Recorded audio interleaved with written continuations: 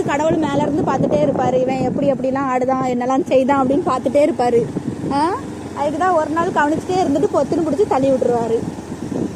இன்னும் திரும்பவும் ஆடுவேன்னா அதுக்கப்புறம் மொத்தமா ஆப்ப வச்சிருவாரு. அதையும் பார்த்துக்கோங்க.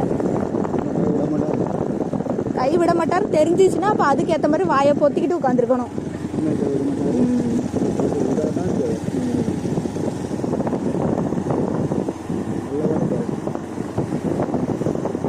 ஒரு ஜாதி இல்லை, என் பிள்ளை ஒத்தையில உட்காந்துருக்கு வீட்டுல.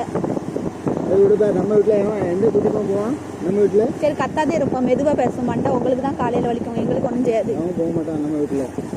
போக முடியாது. இருந்தாலும் அங்க நீங்க வாயை மெதுவா பேசுங்க, இல்லைன்னா உங்களுக்கு தான் மண்டை வலிக்கும் சொல்லியாச்சு.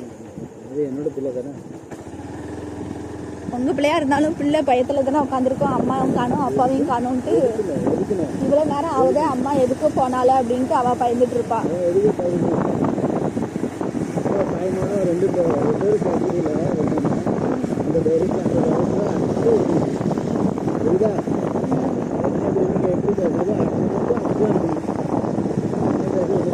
அது நாங்க எல்லா நாளும் இருப்போமே.